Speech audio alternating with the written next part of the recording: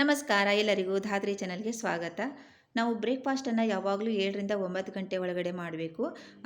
ಊಟವನ್ನು ಲಂಚನ್ನು 12ರಿಂದ 2 ಗಂಟೆಗೆ ಒಳಗಡೆ ಮಾಡಬೇಕು.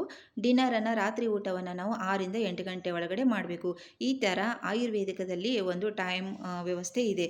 ಯಾಕೆ ನಾವು ಬ್ರೇಕ್ಫಾಸ್ಟನ್ನು 7ರಿಂದ 9 ಗಂಟೆ ಒಳಗಡೆ ಮಾಡಬೇಕು? ಯಾಕಂತಂದರೆ ಕಫ ಪ್ರಕೃತಿ ಸ್ವಲ್ಪ ಆವಾಗ ಜಾಸ್ತಿ ಇರುತ್ತೆ. ವಾತ ಮತ್ತು ಪಿತ್ತ ಎರಡು ಪ್ರಕೃತಿಗಳು ಇಂಬ್ಯಾಲೆನ್ಸ್ ಸ್ಟೇಟ್ದಲ್ಲಿ ಇರ್ತವೆ. ಸೊ ಅವು 3 ದೋಷಗಳು ಬ್ಯಾಲೆನ್ಸ್ ಆಗಿ ಇಡೋದಕ್ಕೆ ಸಹಾಯ ಆಗುತ್ತೆ. ಸೊ ಅದಕ್ಕೋಸ್ಕರ ನಾವು 7ರಿಂದ 9 ಗಂಟೆ ಒಳಗಡೆ ಬ್ರೇಕ್ಫಾಸ್ಟನ್ನು ಮಾಡಬೇಕು. ಸ್ವಲ್ಪ ವಾರ್ಮ್ ಆಗಿರೋದು, ಫ್ರೆಶ್ ಆಗಿರೋದನ್ನು ತಗೋಬೇಕು. ಬ್ರೇಕ್ಫಾಸ್ಟ್ ಮಾಡಲೇಬೇಕು. ಯಾಕಂತಂದರೆ ಸ್ವಲ್ಪ ನಮ್ಮಲ್ಲಿರೋ ಡೈಜೆಷನನ್ನು ಅಗ್ನಿಯನ್ನು ಸ್ಟಿಮ್ಯುಲೇಟ್ ಮಾಡೋದಕ್ಕೆ ಅದು ಸಹಾಯ ಮಾಡುತ್ತದೆ.